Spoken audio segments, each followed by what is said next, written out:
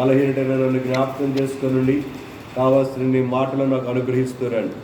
వదనములు స్తోత్రాలు చెల్లిస్తూ నన్ను నేను తగ్గించుకుంటూ నీకు అప్పగిస్తూ నా ప్రభు రక్షణమైన యేసుక్రీస్తు ప్రభు వారి యొక్క శక్తిగల ఔన్నత్య నామమున వదనములు చెల్లించి ప్రార్థిస్తున్నాము తండ్రి.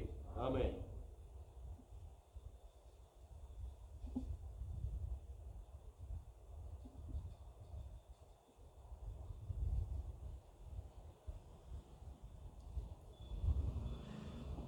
మన భాగాన్ని చదువుకుందాం.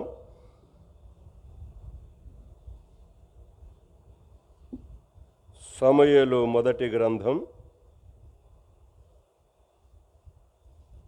2వ అధ్యాయము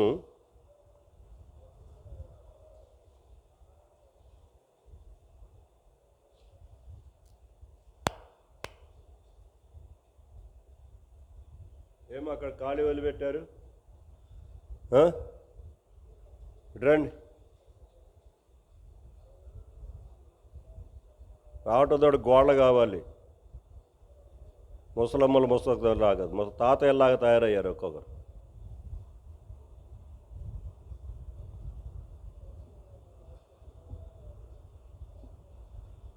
చదువుకుందాం. 26వ వచనం చదువుకుందాం. బాలుడగు సమూయేలు ఇంకను ఎదుగుచు యెహోవా దయయందును మనుషుల దయయందును వర్ధిల్లుచు ఉండెను. చాలు.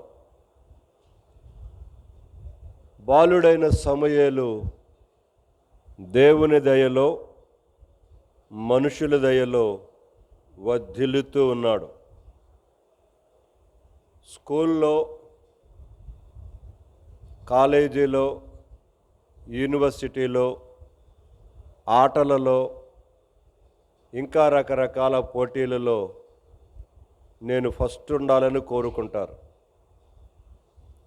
కానీ దేవుడి మందిరం దగ్గరికి వచ్చేసరికి, దేవునిలోకి వచ్చేసరికి నేను ఎక్కడున్నాను అని పరిశీలన చేసుకోలేకపోతున్నారు పిల్లలు.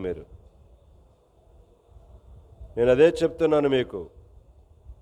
ఈ లోకములో మీరు 100 కొలది పిహెచ్డీలు చేసినా ఒక్క పిహెచ్డీ కూడా మిమ్మల్ని పరలోక రాజ్యములకు ప్రవేశించడానికి పనికిరావు. అవి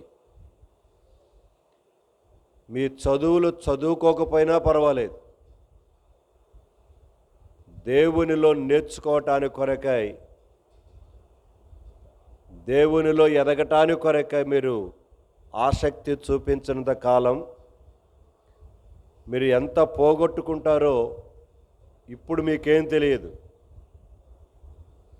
కన్ను మూసిన తర్వాత నిత్యత్వములో మీరు ఎంత పోగొట్టుకున్నారో అక్కడే ఏడుస్తారు.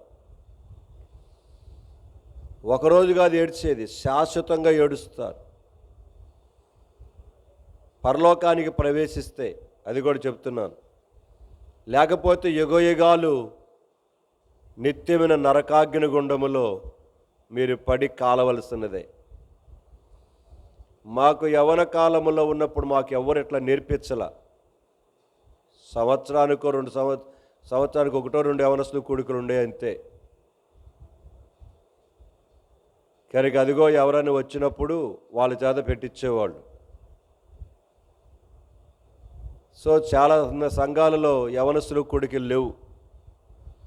నా ఆశ ఏంటంటే మీకు నేర్పించాలని, మీరు ఎదిగి ఫలించాలని.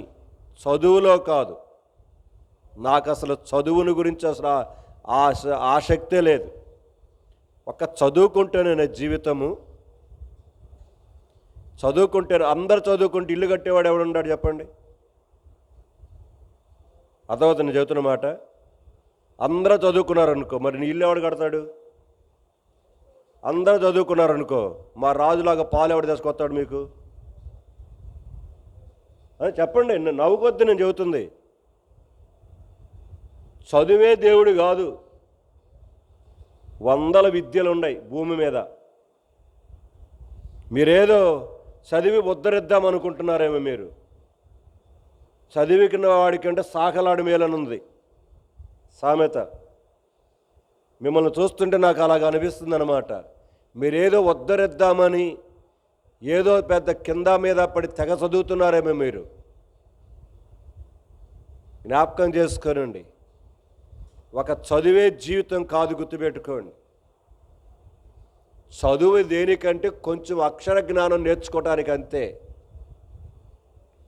నీకంటే వ్యాపారం చేసి కొంతమంది ఎన్నెన్నో సంపాదిస్తున్నారు. అదిగో నిన్న చూస్తూ వచ్చాను. కనుక అతనట డిగ్రీలు చదివాడట చాలా, కానీ దాని ద్వారా ఏమీ ఉపయోగం లేదు. తేనెటీగల పరిశ్రమకు వెళ్ళి తేనెటీగల పెంపకం నేర్చుకున్నాడంట. నెలకు వచ్చి 2.5 లక్షలు సంపాదిస్తున్నాడంట. నీ చదువు దేనికి పనికొస్తుంది దాని ముందు చెప్పు. తేనెటీగలను పెంచి తేనె తీసి 2.5 లక్షలు సంపాదిస్తున్నాడు నెలకి. నేను చెబుతుంది కథ కాదు, జరుగుతున్న వాస్తవాలు చెబుతున్నాను. మీరేదో చదువే జీవితం అనుకుంటున్నారేమో. కనుక చదువు ఒక్కటే కరెక్ట్, నీ యొక్క మిగతావి కూడా. ఇప్పుడు మీరు అందరూ చదువుకున్నారనుకో, మరి బియ్యం పండించేవాడు ఎవడు? ఏం చెప్పండి. పాటలు పాడమంటే ఒక్కడు గొంతెత్తి పాడరు. మరి ఏమైపోయింది? ఇంటి దగ్గర అమ్మని అరమానమే చెప్పండి. రేపు గుడ్ ఫ్రైడేకి, రేపు నీ యొక్క పామ్ సండేకి, రేపు ఈస్టర్కి బట్టలు తీసుకురాబోతే ఎట్టుంటుందో దరువు ఇంట్లో అమ్మ నాన్నల మీద. రాజయ్య ఉంటుందా ఉండదా? రాజయ్య కొడుకులు ఇద్దరు ఇక్కడ లేరులే, ఆయనకేం తెలియదు ఇప్పుడు. సో ఎంత అరుస్తారు మీరు, గొడవ చేస్తారు అమ్మ నాన్నల మీద. ఆ అరుపు లేదో ఇక్కడ అరవండి. వాక్యములో ప్రార్థనలో ప్రార్థన చేస్తే ఆమె నన్ను చెప్పటం కూడా పెద్ద బరువు అయిపోతుంది మీకు. ఎంత దరిద్రంగా తయారవుతున్నారంటే ఎన్నిసార్లను చెప్పినప్పుడే మళ్ళీ మామూలే. ప్రార్థన అయిన తర్వాత ఆమెనని గట్టిగా అనలేరా మీరు? ఆమెనని గట్టిగా రాదా నువ్వు మీ స్వరము?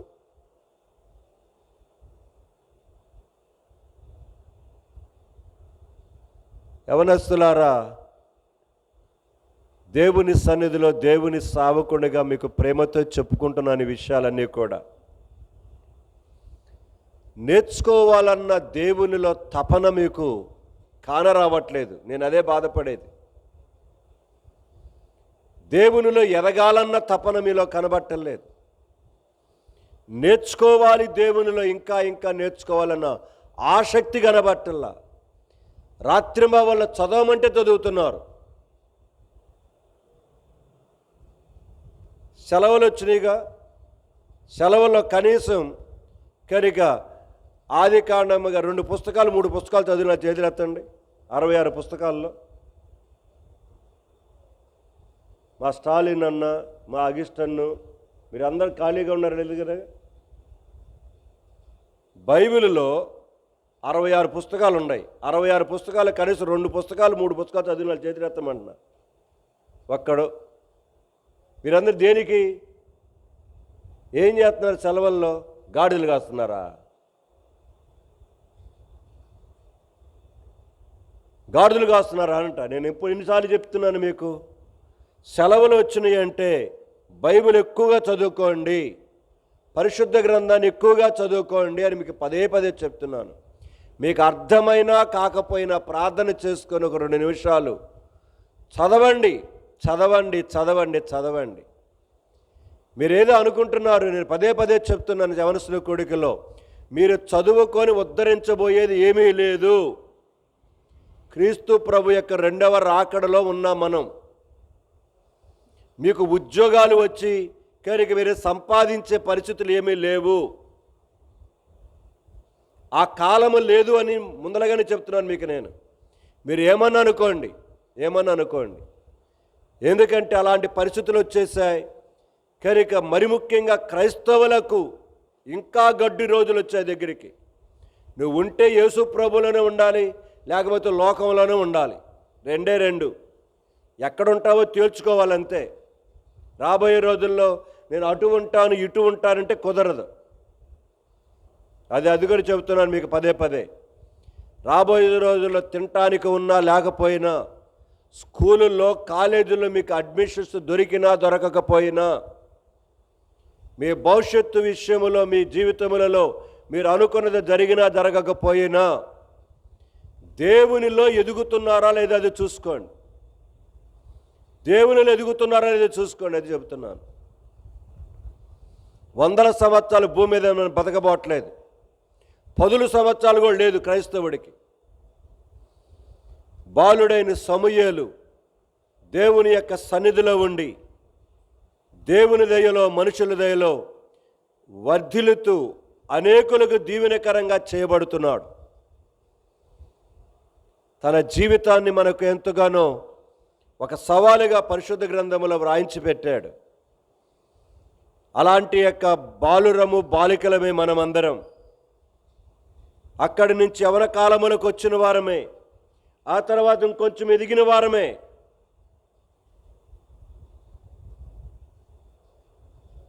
ప్రేమైన యవనస్తులారా, బాలుడైనటువంటి యొక్క సమూయేలు అలాగా దేవుని సన్నిధిలో ఉండి ఎదుగుతూ దేవుని దయలో మనుషుల దయలో వర్ధిల్లటానికి కారణమేంటిది అని ప్రశ్న వేసుకొని సామెతల గ్రంథము 24వ అధ్యాయం 32వ వచనములో అతడు దానిని చూచాడు, రెండవది అతడు దానిని కనిపెట్టాడు.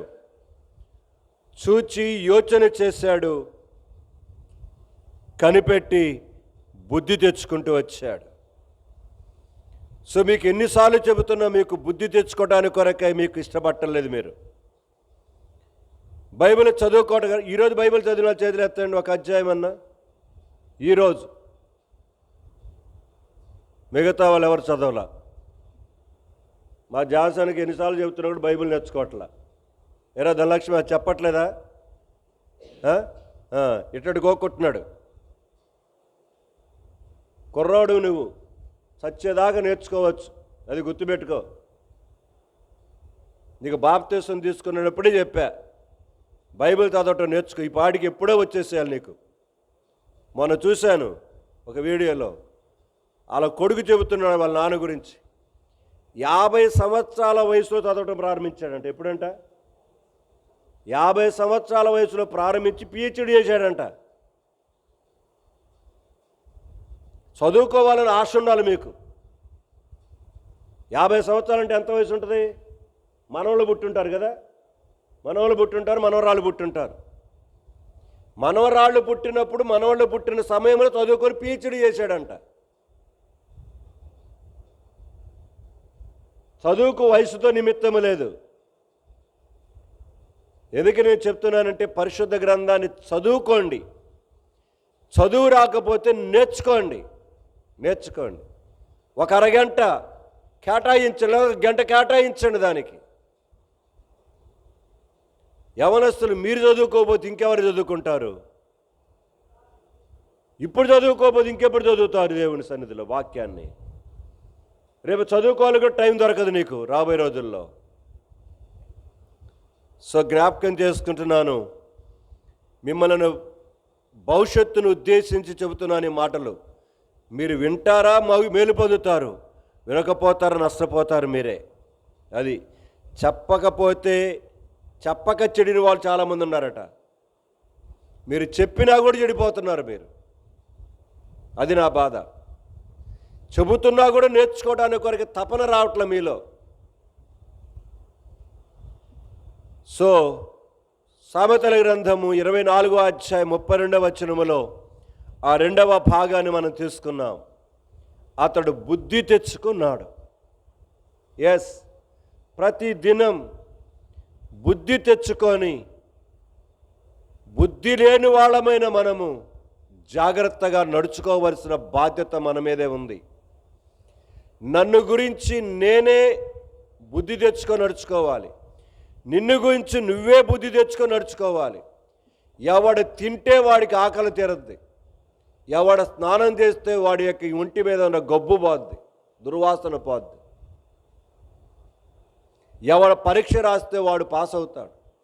నిన్న ఒకరితో మాట్లాడుతూ ఉంటే చెబుతూ ఉన్నారు, నాకు చాలా బాధేసింది. ఏముందన్నా, అంత మాస్ కాపీయింగే కదా అంటున్నారు. ఏందంట? మాస్ కాపీయింగ్ అంట. ఎంత దౌర్భాగ్యమే, దిక్కుమాలు చదువులు అయిపోయినాయి చూడండి. పుస్తకాలు ఇచ్చి రాసుకోమన్నారంట.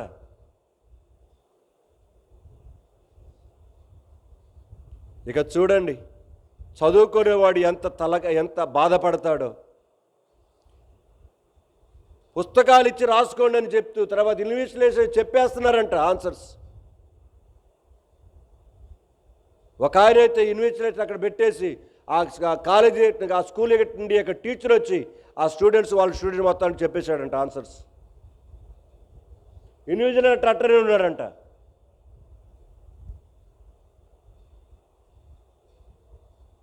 లోకములో చదువులు అలాగవుతున్నాయి. ఇక్కడ క్రైస్తవత్వంలో కుదరదు, అది ఆ వేషధారణలు కుదరవు. ఇక్కడ ఉంటే సరిగానే ఉండాలి, లేకపోతే లోకంలో ఉండాలి. ఏదో ఒకటే, అటు కాసేపు ఇటు కాసేపు ఉంటాను కుదరదు. ఇక్కడ నిత్య రాజ్యములోకి పోవాలంటే నేనే మార్గము, నేనే సత్యం, నేనే జీవమునై ఉన్నాను, నా ద్వారా తప్ప దొంగదారులేమి. చూడండి, ఒక మాట చదువుతాను మీకు. యోహాను సువార్త 10వ అధ్యాయం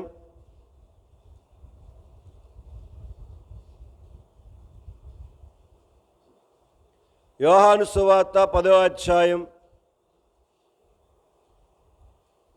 మొదటి నుంచి చదువుదాం.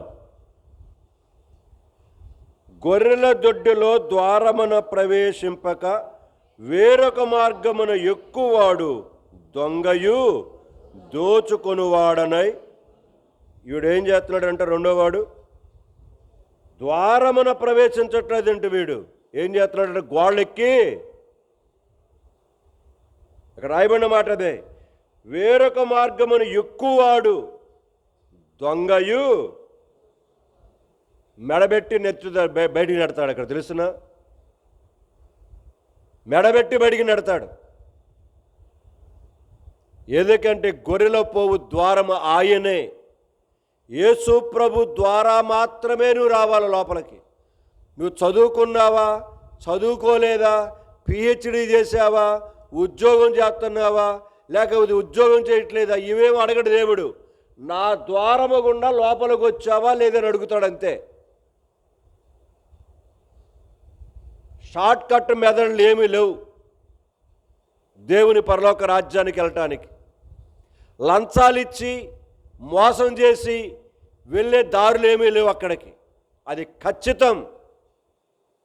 ఈ లోకంలో అయితే మాస్ కాపీయింగ్ చేసి, కాపీలు కొట్టి, మోసం చేసి పాస్ అవ్వచ్చు, ఉద్యోగాలు సంపాదించవచ్చు, అన్యాయం చేసి అక్రమం చేసి. కానీ పరలోకములో అడుగ్గొడు పెట్టనివ్వడు దేవుడు.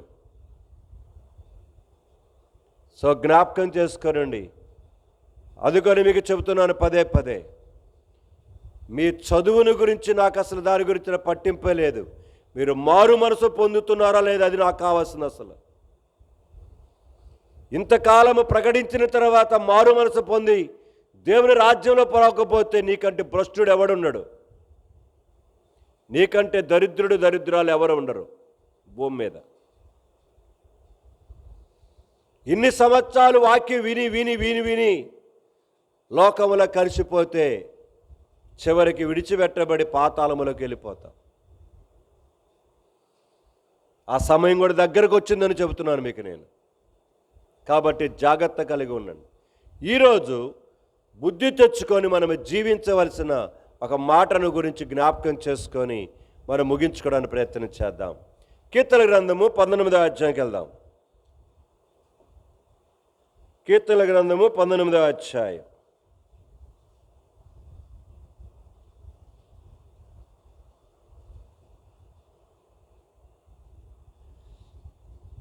7వ వచనం నుంచి చదువుదాం. కీర్తన 19 7వ వచనం నుంచి చదువుదాం. యెహోవా నియమించిన ధర్మశాస్త్రము యథార్థమైనది, అది ప్రాణమును తెప్పరిల్ల చేయును. యెహోవా శాసనము నమ్మదగినది, అది బుద్ధిహీనులకు జ్ఞానము పుట్టించును. యెహోవా ఉపదేశము నిర్దోషమైనవి, అవి హృదయమును సంతోషపరచును. యెహోవా ఏర్పరిచిన ధర్మము నిర్మలమైనది, అది కన్నులకు వెలుగిచ్చును. యెహోవా యందైన భయము పవిత్రమైనది, అది నిత్యము నిలుచును. యెహోవా న్యాయ విధులు సత్యమైనవి, అవి కేవలము న్యాయమైనవి. అవి బంగారు కంటెను, విస్తారమైన మేలిమి బంగారు కంటెను కోరదగినవి. తేనె కంటెను, జుంటె దారల కంటెను మధురమైనవి. వాటి వలన నీ సేవకుడు హెచ్చరిక నొందును, వాటిని గైకొనుట వలన గొప్ప లాభము. చాలు. ఇక్కడ దేవుని వాక్యం యొక్క ప్రయోజనాలు చెప్తున్నాడు. ఇప్పుడు నా భాగం అది కాదు, కానీ ముందుకు మీకు తీసుకొస్తున్నాను. సో దేవుని వాక్యం అంటే యథార్థమైందట, అది మన ప్రాణాలని తెప్రెల్ల చేస్తుంది. తెప్రెల్ల చేయటం అంటే, బాగా ఎండలో పడొచ్చావు, ఇంటికి రావటంతో కొత్త కుండలో నీళ్ళు నీకు ఇస్తే అట్టుంటుంది. ఒక గ్లాసు ఇస్తే 2 గ్లాసులు అంటావు. ఎందుకు? ఎంత తెప్రెల్లిగా ఉంటుందో ఆ ప్రాణం. అదే బాగా ఎండలో పడి వచ్చి కాలే గ్లాసులో నీళ్ళు ఇచ్చావు, ఇప్పుడు ఎట్టుంటుంది? ఏం ఆశమ్మా ఇట్లా పడిపోయింది, ఎట్టుంటుంది? ఎండలో పడి వచ్చావు, మంచి కాలే నీళ్ళు ఇస్తే అట్టుంటుంది, మంచి కుండలో చల్లటి నీళ్ళు ఇస్తే అట్టుంటుంది. మీరు దేనికి చెప్పరు. మీరు మాట్లాడటం నేర్చుకోకపోతే భవిష్యత్తు దేని పనికిరాదు. అదే చెబుతున్నా, చదవటం గట్టిగా చదవాలి, మాట్లాడటం గట్టిగా మాట్లాడాలి, ప్రార్థన చేయటం గట్టిగా ప్రార్థన చేయాలి, ఆరాధన చేయటం గట్టిగా ఆరాధన చేయాలి, ఆమెనంటే గట్టిగా అనాలి. దేవునిలో గట్టిగా నేర్చుకోండి. అది ప్రాణమును తెప్పరెలా చేసేదట దేవుని వాక్యం. రెండోది అన్నాడు, అది ఆ దేవుని వాక్యము నమ్మదగినది, అది బుద్ధిహీనులకు ఏం చేస్తుందట? జ్ఞానమును పుట్టిస్తుందట, జ్ఞానాన్ని పుట్టించేది. తర్వాత అన్నాడు, దేవుని యొక్క ఉపదేశం నిర్దోషమైనవి, అవి హృదయాన్ని ఏం చేస్తాయట? సంతోషపరుస్తాయి. తర్వాత యెహోవా ఏర్పరిచిన ధర్మం నిర్మమైనది, అది కన్నులకు ఏం చేస్తుందట? వెలుగునిస్తుందట, తేటైన వెలుగునిస్తుందట. ఇంకా యెహోవా యందలి భయము పవిత్రమైనది, అది నిత్యము నిలిచేది. యెహోవా న్యాయవిధి సత్యమైనవి, అవి కేవలం ఏమిటంట? ఇప్పుడు అవి బంగారు కంటెను, విస్తారమైన మేలిమి బంగారము కంటెను. ఇప్పుడు చెప్పండి, ఆ పదమే చెప్తుంది మీకు. ఇప్పుడు చదువు గొప్పదంటావా, వాక్యం గొప్పదంటావా? అక్కడ రాయబడిన పదం ప్రకారం, అక్కడ రాయబడిన మాట ప్రకారం దేవుని వాక్యాన్ని చెప్తున్నాడు. అవి అంటే దేవుని వాక్యము, న్యాయ విధులు, దేవుని యందైన పవిత్రమైన భయము, అలాగనే దేవుని ఉపదేశములు, దేవుని కట్టడలు, అవన్నీ బంగారము కంటే, విస్తారమైన మేలిమి బంగారము కంటే కోరదగినవట. అంటే ఈ లోకములో దాని ముందు దేనికి ఏది పనికిరాదు. అదే చెప్తుంది మీకు. చదివే జీవితము కాదు, చదవకుండా ఈ లోకములో గొప్ప వాళ్ళు అయిపోయిన వారు చాలామంది ఉన్నారు. కేవలమే తెలివితేట ఉండాలి అంతే. ఏదైనా విషయములను ముఖమాటం లేకుండా మాట్లాడటం నేర్చుకోవాలి. అప్పుడే జీవితంలో 100% మార్కులు వచ్చిన చివరిలో నువ్వు ఉద్యోగానికి దేనికి పనికిరావు, అక్కడ పనికిరావు అక్కడ. ఎందుకంటే నువ్వు చాలా మౌనంగా ఉండి కనుక నేనెంతో భక్తిపరుడు అనుకుంటే కుదరదు. అక్కడ ఉండవలసిన విధంగా నువ్వేం చేయాలి? అక్కడ ప్రవర్తించాలి. అక్కడ నీ మార్కులు పనికిరావు, అక్కడ నీ టాలెంట్ కావాలి అక్కడ. సో ఎవరిస్తున్నారు గుర్తుపెట్టుకుందాం. సో బంగారము కంటే, మేలిమి బంగారము కంటే కోరదగినవి, తేనె కంటెను, జుంటె తేనెదార కంటే మధురమైన బట్టవి. అలాంటి దేవుని వాక్యాన్ని దేవుడు మనకిచ్చాడు. అలాంటి యొక్క వాక్యమును ఇచ్చాడు కాబట్టే దానిని బాగా చదువుకోండి. దాంట్లో పెద్దవాళ్ళకి అమ్మని మీకు చెబుతున్నాను నేను. వాక్యములో పిహెచ్డీలు చేయండి, వాక్యంలో డిగ్రీలు చేయండి, పీజీలు చేయండి. దేవుని వాక్యములో అది మిమ్మల్ని జీవింపజేస్తుంది. అది మీ బ్రతుకులను కడుతుంది వాక్యం. ఇప్పుడు ఆ భాగానికి వస్తున్నాను, కిందకు వచ్చేసరికి అదన కలిసి చదువుకుందాం. 12వ వచనం. తన పొరపాటులు కనుగొనగలవాడెవడు? చదవండి.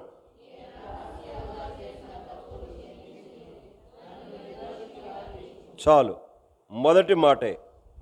నా వెనకాల పలకండి. తన పొరపాటులు కనుగొనగలవాడు ఎవడు? అంటే నా పొరపాట్లు నాకేం లేదంట, నాకు కానరావు. తన పొరపాట్లు అంటే వ్యక్తిగతంగా అన్నమాట. నా పొరపాట్లు నాకు కనబడవు. ఎప్పుడు కనబడద్ది? గుంటలో పడిన తర్వాత. ఇందాక మీరు చెప్పాను కదా,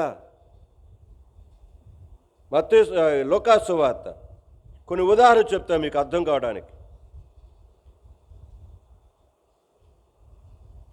లూకా సువార్త 16వ అధ్యాయం, లూకా సువార్త 16వ అధ్యాయం 19వ వచనం నుంచి చదువుదాం. చదవండి. ధనవంతుడు ఒకడు ఉండెను. అతడు ఊదారంగు బట్టలను సన్నపునార వస్త్రము ధరించుకొని ప్రతిదినము బహుగా సుఖపడుచుండువాడు. లాజరును ఒక దరిద్రుడు ఉండెను. వాడు కురుపులతో నిండినవాడై ధనవంతుని ఇంటి వాకిట పడి ఉండి అతని బల్ల మీద నుండి పడు రొట్టె ముక్కలతో ఆకలి తీర్చుకొనగోరెను. అంతేకాక కుక్కలు వచ్చి వాని కురుపులు నాకెను. ఆ దరిద్రుడు చనిపోయి దేవదూతల చేత అబ్రహాము రొమ్మున ఆనుకొనుడు కొనుపోబడును. ధనవంతుడు కూడా చనిపోయి పాత పెట్టబడును. అప్పుడతడు పాతాళములో బాధపడుచు కన్నులెత్తి దూరము నుండి అబ్రహామును అతడు రొమ్మున ఆనుకొని లాజరును చూచి చాలు. ధనవంతుడు లాజరు సంగతి మనకు బాగా తెలుసు అందరికి. తన పొరపాటులను కనుగొనగలవాడు ఎవడు అనే ప్రశ్నకు సమాధానం వెతుక్కుంటున్నాం ఇప్పుడు. ధనవంతుడు అనుకున్నాడు నాకేం తక్కువ అనుకున్నాడు. తినటానికి తక్కువ, ఉండటానికి తక్కువ, బట్టలకేమైనా తక్కువ, నాకు స్నేహితులకేమైనా తక్కువ, దేనికి తక్కువ నాకు? ఐశ్వర్యవంతుడికట స్నేహితులు ఎలాగుంటారట చూడండి. సామెత గ్రంథం ఉంటుంది అన్నమాట. సామెతల గ్రంథం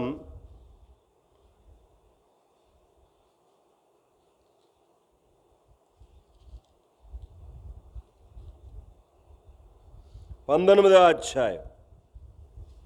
సామెతలు 19వ అధ్యాయము 4వ వచనం. ధనము గలవానికి స్నేహితులు అధికముగా. వాడు ధనవంతుడు, ఎటు చూసినా స్నేహితులే. ఏంటి బ్రో, ఇప్పుడు కొత్త పేరు వచ్చింది ఏంటంట, బ్రో అంటే ఇప్పుడు బ్రో. ఏంటి బ్రో? రాబోయే రోజులు ఇంకా గురో వస్తుంది, ఏమవుతుంది ఇది నాకు. పోయే కాలం దగ్గరికి వస్తే అన్నట్టనే ఉంటాయి. పోయే కాలం దగ్గరికి వచ్చింది కదా, అందుకని అన్నమాట ఇవన్నీ. సో ధనవంతునికి స్నేహితులు అధికముగా ఉంటారట. గుర్తుపెట్టుకోండి, మన భాగము నుంచి ఇక్కడికి వచ్చాం. 19వ అధ్యాయము 12వ వచనము మొదటి లైన్లో నుంచి వచ్చాము ఇక్కడికి. తన యొక్క పొరపాటులను తాను కనుగొనగలవాడు ఎవడు? అంటే ఇక నిలబడున్నాను, నా పొరపాట్లను నేను కనుగొనలేను. ఎప్పుడు తెలుస్తుంది? తర్వాత అర్థమవుద్ది నేను పొరపాటు చేశానని. ఈనాడు యవ్వనస్తుల యొక్క పరిస్థితి అదే విధంగా ఉన్నది. మీకు అందుకనే పదే ప్రతి యవ్వనస్తుల కూడికలలో గద్దించి హెచ్చరించదు, కొంత సీరియస్గానే చెప్పడానికి కారణం ఏంటంటే మీ పొరపాట్లు మీకు తెలియట్లా. మీరు ఎంత నష్టపోతున్నారో, శాశ్వతంగా ఎంత నష్టపోబోతున్నారో మీకు అర్థం కావట్లా. ధనవంతుడు కూడా అనుకున్నాడు, నాకు ధనమున్నది కదా, నాకు అనేకులు స్నేహితులు ఉన్నారు కదా, నాకు కావలసినన్నిటిగా బట్టలున్నాయి, అది కూడా కాస్ట్లీ బట్టలు ఉన్నాయి, మందిరాలకి కావాల్సిన సహాయం చేస్తున్నాను, పాస్టర్లకు సహాయం చేస్తున్నాను, కనుక వాళ్ళకి వీళ్ళకి భోజనాలు పెడుతున్నాను, విందులు పెడుతున్నాను. నేను దేవుడి కొరకు ఎన్నెన్నో చేస్తున్నాను. నేను చర్చికి వచ్చే వాళ్ళకి ఉచితంగా చీరలు పెడుతున్నాను, పేదవాళ్ళకి ఉచితంగా అన్నం పెడుతున్నాను, పేదవాళ్ళకు ఉచితంగా కట్టి ఆపరేషన్ చేపిస్తున్నా నేను కాకపోతే పరలోకం వెళ్ళేది ఎవడనుకున్నాడు వీడు. తన పొరపాటు ఏంటిదంటే ఇన్ని కలిగి ఉన్నాడు కానీ వాడికి మారు మనసు లేదు. తన పొరపాటే అది. ఈ లోకములో మానవ దృష్టికి యోగ్యమైనవన్నీ కలిగి ఉన్నా, కలిగి ఉండవలసినది కానీ కలిగి లేకపోతే అంతా సున్నా. మీకెన్నో తెలివితేటలు ఉండవచ్చు, మీ మాట కార్యతనమును బట్టి మీరు ఎన్నెన్నో కార్యాలు చేస్తూ ఉండవచ్చు, కానీ నీ పొరపాటే ఇంకా నీ పాపముల విషయములో పశ్చాత్తాపపడకపోవటం. నేను పాపిని అని గ్రహించి నీ పాపమును ఒప్పుకొని విడిచిపెట్టి క్రీస్తు యేసు ప్రభువుని నీ జీవితంలో చేర్చుకోకపోవటమే నీ పొరపాటు. కాబట్టి ధనవంతుడు కూడా చనిపోయాడంట. ఏం చేయబడ్డాడట? రాయబడి చదువుకున్నాం కదా, మౌనంగా ఉన్నారే. ధనవంతుడు కూడా చనిపోయి పాతి పెట్టబడ్డాడు. అప్పుడు అతడు ఏం చేస్తాడంట? పాతాళములో, చదవండి తల్లులారా, నా తల్లులారా, ఆ కళ్ళు తీసిపెట్టి అది చదవండి, చదవండి. బొమ్మలా కూర్చుంటారే, చదివాం ఎన్నిసార్లు చదివామయ్యి. నోరు తెలపరంటే మాట్లాడటంటే అది అసలు ఆలోచించరా మీరు? పని చెప్పరే బుర్రకి అసలు. ధనవంతుడు కూడా చనిపోయాడు, పాతి పెట్టబడ్డాడు. వాడు కళ్ళు ఎక్కడ తెరిచాడంట? పాతాళములో తెరిచాడు. తన పొరపాట్లు కనుగొనకపోతే కళ్ళు తెరిచేది ఎక్కడ? మీరు కూడా అదే. మన ధనవంతుడు టైపే మంది కూడా అంతా. నేను కూడా బైబిల్ తీసుకొని మందిరానికి వస్తున్నాను, యవనస్తుల మీటింగ్ వస్తున్నాను నేను కూడా అని అనుకుంటే సరిపోలా. మారు మనసు అనుభవం లేక బాప్తీసులో పాలు పొందినా కూడా గుర్తుపెట్టుకోండి, బాప్తీసులో పాలు పొందినంత మాత్రాన పరలోకం పోతామేమనుకుంటున్నారేమో. బాప్తీసమే టిక్కెట్ ఏం కాదు నీకు పరలోకానికి. మారు మనసు లేకపోతే, మారు మనసు పొందిన అనుభవం లేకపోతే, అక్కడ ఏమన్నాడు ప్రకటన గ్రంథంలో చూడండి, వాళ్ళందరూ మారు మనసు పొందిన వాళ్ళే. ప్రకటన గ్రంథము 2వ అధ్యాయం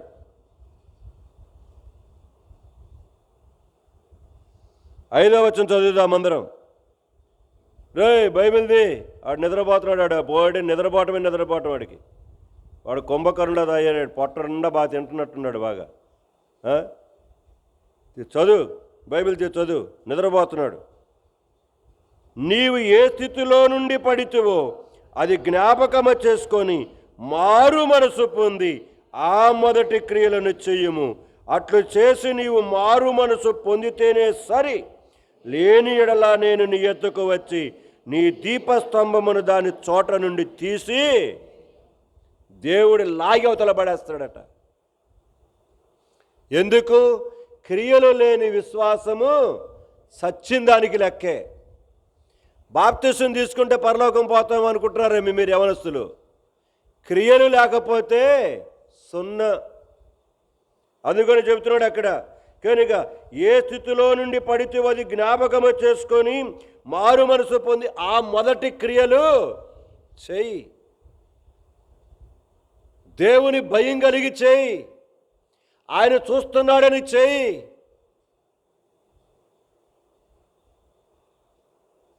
యవనస్తులారా జాగ్రత్త. ఈ ధనవంతుడికి అన్నీ ఉన్నాయి కానీ వాడికి మారు మనసే లేదు. అందుకొని చచ్చి పాతాళములలోకి వెళ్ళి మిగుల యాతన పడుతూ తండ్రివైన అబ్రహామా, తండ్రివైన అబ్రహామా, తండ్రివైన అబ్రహామని అక్కడ గట్టిగా ఆకలేస్తున్నాడు.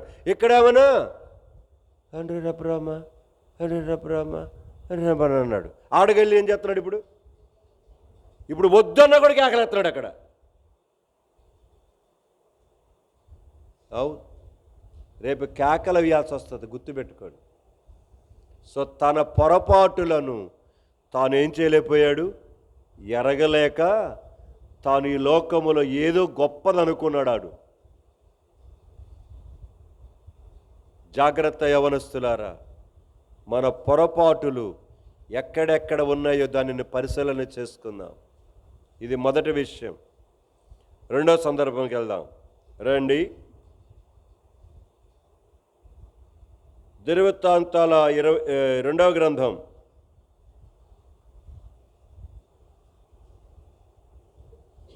'మన పొరపాట్లు మనకు కనబడనీయకుండా శత్రువు భలే చక్కగా చాకచక్యంగా పనిచేస్తున్నాడు. ఈరోజు యవనస్తులలో కానీ, విశ్వాసులలో వాళ్ళలో కానీ, పెద్దవాళ్ళు అందరిలో కూడా, సేవకులమైన మాలాంటి వారిలో కూడా మోసం చేస్తున్నాడు వాడు. నా పొరపాట్లు నాకు కనబడనీయకుండా, పర్వాలేదులే నువ్వు సేవకుడు కదా, పరలోక రాజ్యంలో నీదే ఫస్ట్ అంటుంటాడు. కానీ చివరికి కన్నీళ్ళు పెట్టిస్తాడన్నమాట శత్రు. జాగ్రత్త, నా పొరపాట్లు నేను జాగ్రత్తగా తెలుసుకోవాల్సిన బాధ్యత నాకున్నది. రండి, 2వ దినవృత్తాంతాల గ్రంథం 26వ అధ్యాయం 16వ వచనం నుంచి. ఇక్కడ ఉజ్జియా అనే ఒక రాజు కనబడతాడు. ఇతడు రాజు, అంతేకాదు అతని కీర్తి, అతనికి వచ్చిన దేవుని యొక్క సహాయము చుట్టుపట్ల దేశాలకు కూడా వ్యాపించింది. అలాగా వ్యాపించబడిన తర్వాత 16వ వచనం నుంచి, అయితే అతడు స్థిరపడిన తరువాత అతడు మనస్సును గర్వించి చెడిపోయాను. సరే, చెడిపోయి ఏం చేశాడో చూద్దాం. 18వ వచనం నుంచి, వారు రాజు అయిన ఉజ్జియాను ఎదిరించి, ఉజ్జియా, యెహోవాకు ధూపము వేయుటకై ప్రతిష్ఠింపబడిన అహరోను సంతతి వారైన యాజకుల పనియే గాని నీ పని కాదు. పరిశుద్ధ స్థలములో నుండి బయటకు పొమ్ము, నీవు ద్రోహము చేసి ఉన్నావు. దేవుడిని యెహోవా సన్నిధిని ఇది నీకు ఘనత కలుగచేదని చెప్పగా, ఉజ్జియా ధూపం వేయుటకై ధూపార్తిని చేత పట్టుకొని రౌద్రుడై యాజకుల మీద కోపము చాలు. తన పొరపాటులను తాను కనుగొనగలవాడు ఎవడు? మొదటి సందర్భం, ఐశ్వర్యవంతుడు, ధనవంతుడు, ప్రతిదినము బహుగా సుఖపడేవాడు. వాడి కష్టం అంటే తెలియదు. వాడి జీవితంలో ఎన్నెన్నో దేవుడి కొరకే చేశాను అనుకున్నాడు. కానీ చివరికి తన పొరపాటు తాను తెలుసుకోక పాతాళంలోకి వెళ్ళిపోయాడు. రెండో సందర్భం, ఇక్కడ రాజు, దేవుడు నాకు ఆశ్చర్యకరమైన సహాయం చేశాడు, దేవుడే నన్ను వృద్ధిలోకి తీసుకొచ్చాడు, దేవుడే నన్ను గొప్ప చేశాడు, దేవుడే నాకు ఘనత తీసుకొచ్చాడు, దేవుడే నాకు పేరు ప్రఖ్యాతులు తీసుకొచ్చాడు, కీర్తిని తీసుకొచ్చాడు అనుకున్నాడు. మంచిదే, దేవుడే చేశాడు. కానీ ఏం జరిగిందట? వాడికి లోపల కొవ్వు పట్టింది. మీకు ఆ మాట చెబితే అర్థమవుద్ది. వాడు అతిశయించి ఏం చేశాడట? గర్వించి చెడిపోయాడు. కొన్నిసార్లు మన తెలివితేటలను మనల్ని ఏం చేస్తాయి? అతిశయింపచేస్తాయి. దేవుడు మనకి సహాయం చేస్తూ ఉండే కొలది మనలను అతిశయింప చేసుకుంటుంటాం చాలాసార్లు. ఈ అతిశయములో దేవుడే నన్ను ఇంత స్థితి తీసుకొచ్చిన దాంట్లో మనం ఏం చేస్తామంటే, మనం ఏమి చేస్తున్నామో మనకు తెలియకుండానే పొరపాట్లు చేసేసుకుంటూ వెళ్ళిపోతాం. జాగ్రత్త యవనస్తులారా, ఉజ్జియా కూడా అలాగనే దేవుడే తనను రాజుగా చేశాడు, దేవుడే తనను ఐశ్వర్యవంతుడిగా చేశాడు, దేవుడే తనకు కీర్తిని, ఘనతను, ప్రభావాన్ని, గొప్ప పేరు ప్రఖ్యాతులు తీసుకొచ్చాడు. కానీ గర్వించి మనసును చెడిపోయి దేవుడి మందిరములోనికి వెళ్ళి యాజకులు తప్ప మరి ఎవరి చెయ్యకూడని పనిని ఏం చేశాడు? యాజకుల మీద బహురౌద్రము చూపించి కోపపడి వాళ్ళని నెట్టుకుంటూ లోపలికి ఏం చేశాడు? నేను రాజును కదా, నాకేంట్రా మీ చెప్పేది, నాకు అడ్డు చెప్పేది మీరెవర్రా అసలు అని వాళ్ళందరూ నెట్టవతల పడేసి పరిగెత్తుకుంటూ లోపలికి వెళ్ళి ధూపం వేస్తూ వచ్చాడు. వెంటనే ఏమైపోయాడు? తెల్లని కుష్టు వ్యాధితోటి తన పొరపాటులు తనకి ఎప్పుడు తెలిసింది? కుష్టు రోగం వచ్చినప్పుడు తెలిసింది. తన పొరపాటు తనకి ఎప్పుడు తెలిసింది? పాతాళంలో పడి యాతన పడుతున్నప్పుడు తెలిసింది. యవనస్తులారా, మీ జీవితంలో కూడా అదే చెప్తున్నాను పదే పదే. మీ పొరపాటులు మీకు ఇప్పుడు తెలియవు. రేపు శాశ్వతంగా నష్టపోయినప్పుడు అయ్యో ఎంత పొరపాటు జరిగిపోయిందని అప్పుడు ఏడ్చి ప్రలాపించే లాభం లేదు. ధనవంతుడిలాగా పాతాళంలో పడి ఏడ్చి లాభం లేదు. ఉజ్జియాలాగా గర్వించి కుష్ఠవ్యాధి కలిగి ఏడ్చి లాభము లేదు. ఆ దినాన్న నీ పొరపాటులు నీవు ఈరోజు తెలుసుకొని జాగ్రత్త పడటము నీకెంతో మేలు, నీకెంతో క్షేమం. అందుకనే సమయం ఇంకా ఇస్తున్నాడు నీకు. అందుకని ఇంకా సమయం ఇస్తున్నాడు నాకును కూడా. నా లోటుపాట్లేంటిదో, నా తప్పిదాలేంటిదో, నా పొరపాట్లేంటిదో, నా కాని మాటలేంటిదో, నా కాని చూపులేంటిదో, నా కాని ఆలోచనలేంటిదో నాకు నేనుగా తెలుసుకోవాలి వాక్యము వెలుగులో. నేను ఎక్కడ తప్పుడు మార్గంలోకి వెళ్తున్నానో చూపించు నీ వాక్యము చేత. నాతో మాట్లాడు. ఇదిగో దేవుడి మందిరానికి వెళ్తున్నాను ప్రభువా, ఈరోజు నాతో మాట్లాడు. నా తప్పిదాన్ని, నా పొరపాటు నాకు తెలియదు. నీ వాక్యము ద్వారా, నీ సేవకుడి ద్వారా హెచ్చరించి నాతో మాట్లాడు. లేకపోతే కళ ద్వారా మాట్లాడు, దర్శనం ద్వారా మాట్లాడు, ఇంకొక రకంగా ద్వారా మరి ఇంకొక రకంగా మాట్లాడు. ఎన్నో రకాలుగా మాట్లాడగలడు దేవుడు. మన పొరపాటులను మనకు విప్పి చూపిస్తున్నప్పుడు కఠినం చేసుకోకూడదు. అక్కడ యాజకులు ఏం చేస్తున్నారు? అతన్ని అడ్డుకున్నారు. నువ్వు పొరపాటు చేస్తున్నావు ఉజ్జియా, నువ్వు పొరపాటు చేస్తున్నావు అని చెప్తున్నా కూడా తన పొరపాటును చేస్తున్నానని ఆలోచన కూడా లేకుండా ఏం చేశాడు? యాజకులు అడ్డగిస్తున్నా కూడా లెక్క లేకుండా తోసుకుంటూ పోయాడు. చివరికి నష్టపోయింది ఎవరు? పలకండి అమ్మలారా, మా బంగారాలారా, నోరు ఉండయా అమ్మలారా, నిద్రపోతున్నారా? ఏం చేశాడు?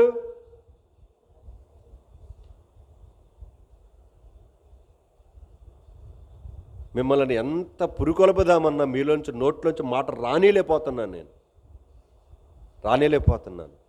మీలో కొంచెం కూడా వాక్యము లోపలకు పోవాలని ప్రయత్నం చేస్తున్నాను, కానీ మీరు లోపలకు పోవటానికి కొరకై బాగా అడ్డుబండలు పెట్టుకుంటున్నారు. బాగా లోపల బయట యాజకులు అడ్డుపడుతున్నారే ఉన్నారు. నువ్వు పొరపాటు చేస్తున్నావని దేవుని సేవకులు చెబుతూనే ఉంటారు. ఎప్పటి వరకు? చచ్చే వరకు, మనం ఈ లోకాన్ని వదిలిపెట్టే వరకు. ఆ తర్వాత నీకు చెప్పేవాడు ఎవడున్నాడు? నీకు చెప్పాల్సిన పని కూడా ఉండదు. సో ఇద్దరు తృణీకరించుకుంటూ పోయారు. ఇప్పటికీ తమ పొరపాట్లను బట్టి తామే నష్టాలు తెచ్చుకుంటూ వచ్చారు. మూడో వ్యక్తిని చూద్దాం రండి. తన పొరపాటులను కనుగొనగలవాడు ఎవడు? రండి. నేను చాలా రాసుకున్నాను.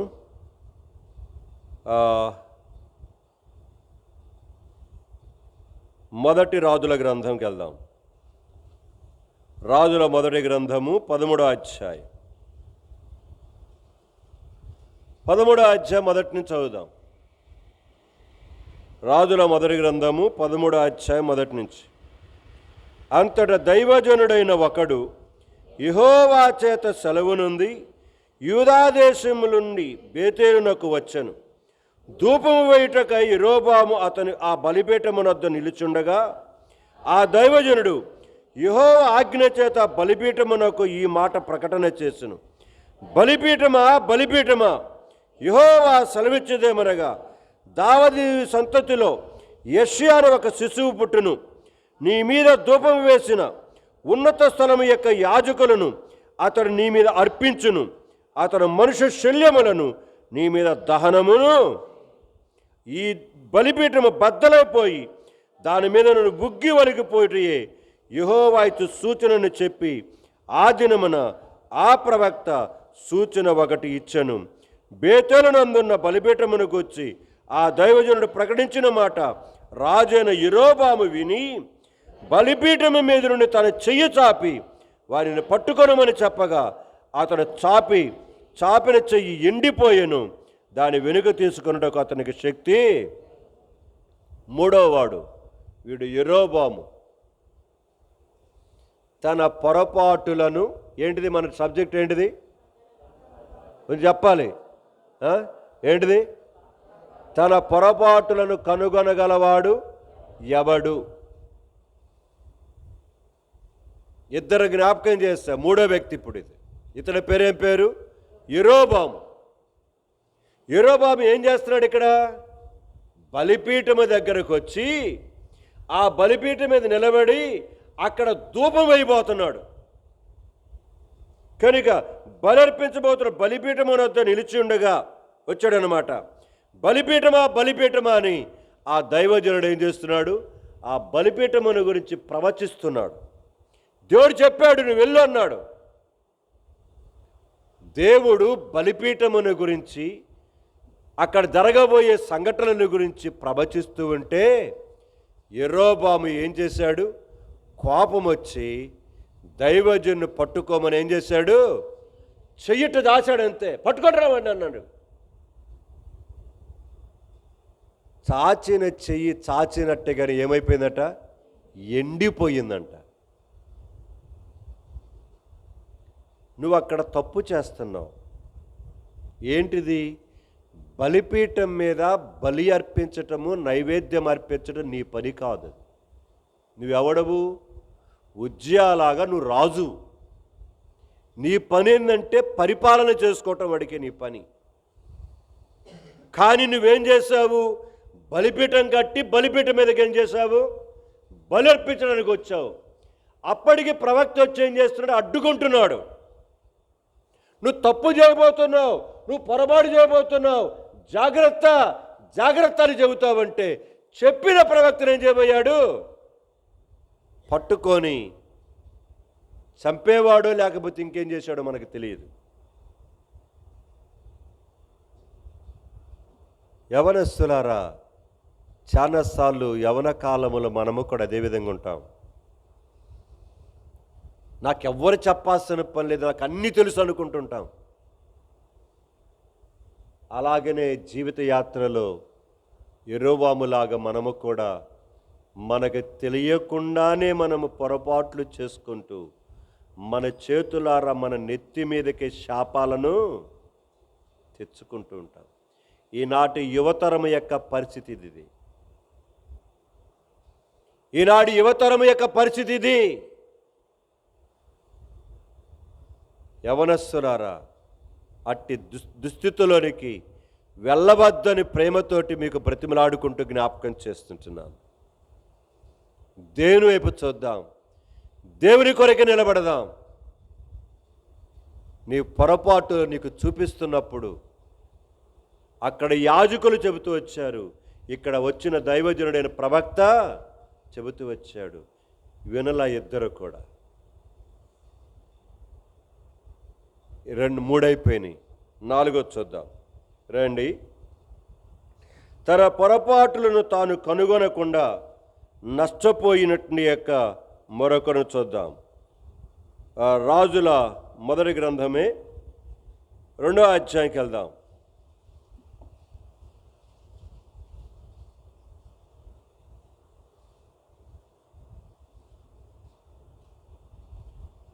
రాజుల మొదటి గ్రంథము 2వ అధ్యాయము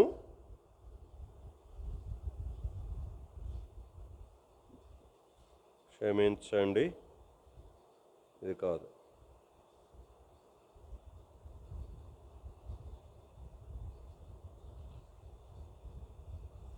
1వ అధ్యాయానికి రండి. మొదటి అధ్యాయం 2వ రాజుల గ్రంథం, క్షమించండి, మొదటి రాజులు అన్నాను కదా, 2వ రాజుల గ్రంథం, 2వ రాజుల గ్రంథం మొదటి అధ్యాయం మొదటి నుంచి చదువుదాం. మొదటి నుంచి. ఆహాబు మరణమైన తరువాత మోయాబీలు ఇజ్రాయేలు మీద తిరుగుబడిరి. అహజ్యా షోమ్రోనులోనున్న తన మేడగది కిటికీలో నుండి క్రింద పడి రోగి అయి, మీరు ఎక్రోను దేవత యొగు బయలుజెబూబునొద్దకు పోయి ఈ వ్యాధి పోగొట్టుకొని నేను స్వస్థపడుదునో లేదో విచారించుడని దూతల పంపగా, యెహోవా దూత తిష్బీడైన ఏలియాతో ఇలాగ సెలవిచ్చును, నీవు లేచి షోమ్రోను రాజు పంపించిన దూతలను ఎదుర్కొని పోయి ఇట్లనుము, ఇజ్రాయేలు వారిలో దేవుడున్నవాడు లేడనుకొని ఎక్రోను దేవత అయిన బయలుజెబూబునొద్దకు మీరు విచారించబోతున్నారా? కాగా యెహోవా సెలవిచ్చిందేమనగా, నువ్వెక్కిన మంచము మీద నుండి దిగిరాకుండా నీవు నిశ్చయముగా మరణమవుదువని ఏలియా వారితో చెప్పి, 4వ వ్యక్తి ఎవడు వీడు? ఆహాబు కుమారుడైన అహజ్యా. అహజ్యా ఏం చేశాడంట? బాగా తాగి ఉంటాడు. తాగి ఏం చేశాడు? కిటికీలో నుంచి ఏమడ్డాడు? ఒక్క దెబ్బ కింద పడ్డాడు, పొలికింతలేశాడు. పడే పట్టంతో మంచానికి అతకపోయాడు.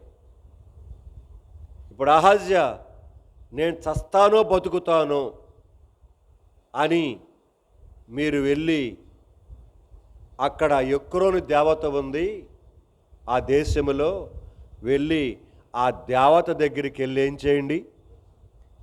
విచారణ చేసి కనుక్కొని రండి పోండి అని జ్ఞాపకం చేస్తూ ఉన్నారు. వెంటనే రాజు కదా, చెప్పిన వెంటనే కొంతమంది సైనికులు బయలుదేరి వెళ్ళిపోతున్నారు. వారు బయలుదేరి వెళ్తుంటే దేవుడు ఏలియాతో మాట్లాడుతున్నాడు. ఆ బయలుదేరిపోతున్నట్టు ఇక దూతల దగ్గరికి వెళ్ళన్నాడు.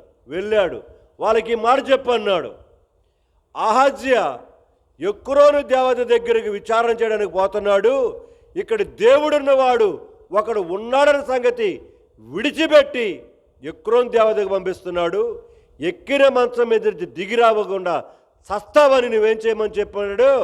చెప్పేసేమన్నాడు.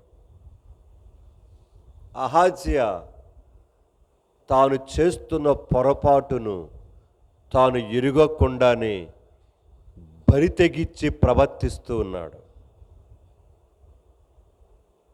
ఇక్కడ కూడా చాలామంది ఉన్నారు మన ఇళ్లలో, మన బజార్లలో, నిజ దేవుని విడిచిపెట్టి ఎక్కడో ఏదో తాయెత్తు కడుతున్నారంట, ఎక్కడో ఏదో చెబుతున్నారంటని పోయేవాళ్ళు ఎంతమంది మన జాగర్లమూడిలో. నీవేం చేస్తున్నావు? నీకు తెలియకుండానే నీవు దేవునికి విరోధమైన పొరపాటును చేస్తున్నావు.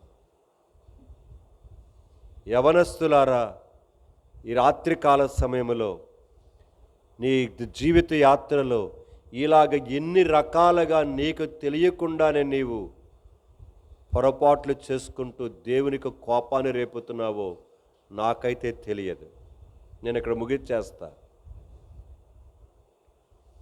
ఈ రాత్రి నీ చూపు ద్వారా నీకు పొరపాటు చేస్తున్నావా?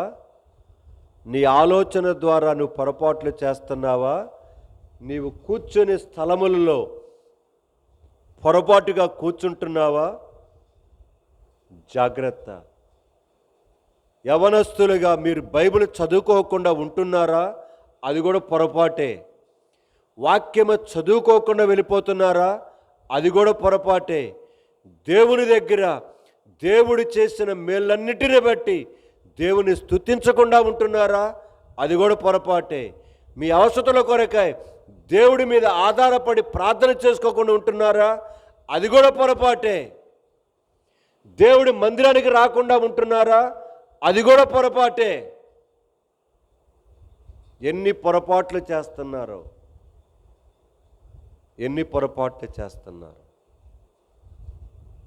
యవనస్తులారా, సమయాన్ని పోనీయవద్దు. పొరపాట్లు చేసి ఇప్పుడు నలుగురిని చూసాం మనం. నలుగురు కూడా ఏమైపోయినారు? నష్టపోయారు. వారికి తెలిసే లోపలే వారి జీవితంలో ఏం చేశారు? చాలా నష్టపోయారు. ఈ రాత్రి దేవుడు బుద్ధి తెచ్చుకొని ఎకనైనా జాగ్రత్త కలిగి నా పొరపాటులను గురించి నేను ఎరుగుతూ జాగ్రత్త పడి ధనవంతుడికి వలె నష్టపోకుండా, ఉజ్జియా రాజుకు వలె నష్టపోకుండా, యెరోబాము రాజుకు వలె నష్టపోకుండా, ఆహాబు కుమారుని అహజ్యాకు వలె నా పొరపాటుని కనుగొనకుండా నష్టపోకుండా దేవుడి రాత్రి మాట్లాడుతూ ఉండగా దేవుని పాదాల దగ్గరికి కూర్చొని ప్రార్థన చేసుకుందాం. బైబిల్ మూసేయండి. బైబిల్ తీసుకోండి చేతికి, మోకాల మీదకి రండి. దేవుని వైపు చూద్దాం. నీవు నేను మనమందరమును కూడా, ఇక్కడ నిలబడిన నేను కూడా నా పొరపాట్లు నేను చేస్తున్న సంగతి ఈ వాక్యము చదువుతున్నప్పుడు నాకు అర్థమవుతున్నాయి. నేను ఇంకనూ కూడా అలాగని పొరపాట్లలో నేను కప్పిపుచ్చుకుంటూ పోతే పతనమయ్యేది నేనే,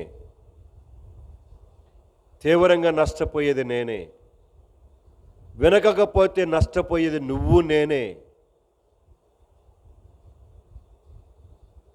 నీ పొరపాట్లేంటో నీకు అర్థం కావట్లేదా? ఇప్పటికీ ఎన్నో పొరపాట్లు చేసి ఇప్పటికీ ఎన్నో దెబ్బలు తిన్నావు, ఎన్నో నష్టాలు చూసావు, ఎన్నో రకాలుగా బలహీనమైపోయావు. ఇంకా ఎంతకాలం వెళ్తావు? వెంటనే పశ్చాత్తాపడదాం. భక్తుడు వెంటనే దేవుని దగ్గరికి వచ్చి, అయ్యా నాకు సహాయం చేయయ్యా, నాకు సహాయం చెయ్యి అని ప్రార్థన చేసుకుంటూ బ్రతిమలాడుకుంటూ వచ్చాడు, సరి చేసుకుంటూ వచ్చాడు. ఈ రాత్రి యవనస్తులారా, నేను నా దేవుడి కొరకే గట్టిగా ప్రార్థన చేస్తా, గట్టిగా ఆమెనంట, గట్టిగా ఆరాధన చేస్తా, గట్టిగా వాక్యాన్ని చదువుతా, గట్టిగా నా దేవుని కొరకే బతుకుతానని తీర్మానం చేసుకో. నా దేవుని కొరకే నా కాళ్లను, నా చేతులను, నా గొంతుకును, నా స్వరమును, నా నోటిని, నా పెదవులను వాడతా నా దేవుని కొరకై. నా శరీరాన్ని నా దేవుని కొరకే వాడతా. ఈ కొంచెం కాలమే తీర్మానం చేసుకొని దేవుని సమర్పించుకుందాం. ప్రేమ కలిగిన మా తండ్రి, చేయబడిన కొద్ది పరిచయం మీరు ముద్రించండి.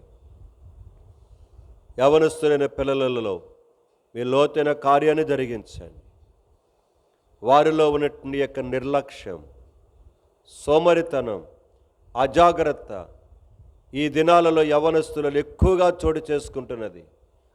ఏమవుతుందిలే అనే ఒక విధమైన ప్రేంగెలతను బరవాసుతో కూడినటువంటి యొక్క జీవితం అయిపోయింది.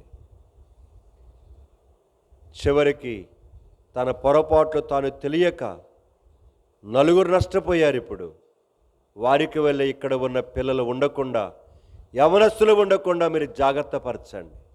నేను అదే కోరుకుంటున్నాను. సమయం దొరికితే ప్రార్థన చేసుకోవటము కానీ, పాటలు నేర్చుకోవటం కానీ, వాక్యం చదువుకోవటము కానీ నేర్చుకోవటానికి సహాయం చేయండి. దీని తర్వాతనే చదువైన ఏదైనా సరే ప్రభువా. ఎందుకంటే కోటి విద్యలు కూటి కోసమని లోకముల సామెత.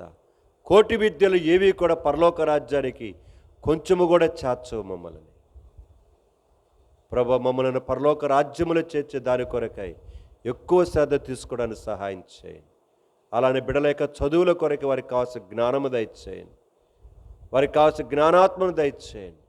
బాలుడైన సమూయేలు ఎప్పటికప్పుడు బుద్ధి తెచ్చుకొని తన జీవితాన్ని కట్టుకుంటూ వచ్చాడు. కనుకనే మనుషుల దయలో, దేవుని దయలో వర్ధిల్లుతూ వచ్చాడు ప్రభా. అలాగా భవిష్యత్తులో మరి బిడ్డలను కూడా మీరు సిద్ధపరచండి. ఇదే నాన్న చాలామంది పిల్లలు రాలేదు, మగ పిల్లలు, ఆడపిల్లలు, కుటుంబాలుగా చేయబడిన వారు కూడా సహాయం చేయండి. వారితో మీరు మాట్లాడండి. వదనాలు చెల్లిస్తూ మా గ్రామంలో ఉన్న యవనస్తులందరి కొరకు ప్రార్థిస్తూ, చదువును బట్టి, వారికి ఉన్నటువంటి యొక్క పరిస్థితులను బట్టి దూర ప్రాంతాల్లో ఉన్న పిల్లలను కూడా జ్ఞాపకం చేసుకుంటున్నాను. భద్రపరచండి. 10th క్లాస్ ఎగ్జామ్స్ జరుగుతున్నాయి. ఇంటర్ ఎగ్జామ్స్ రిజల్ట్స్ రావాలి. ఫర్దర్గా ఇంకా అనేక మంది ఇంజనీరింగ్ చదివే వాళ్ళు, రకరకాల డిగ్రీ చదివే వాళ్ళు ఉన్నారు. వారి ఎగ్జామినేషన్స్ కొరకై, జరగబోతున్న ఎగ్జామ్స్ కొరకై కూడా ప్రార్థన చేసుకుంటున్నాం. మీరు దీవించి భద్రపరిచి నీ నామ మహిమ కొరకు సిద్ధపరచుకోండి. మా ప్రభుని యేసుక్రీస్తు నామమున వందనములు చెల్లించి ప్రార్థిస్తున్నాం తండ్రి, ఆమేన్.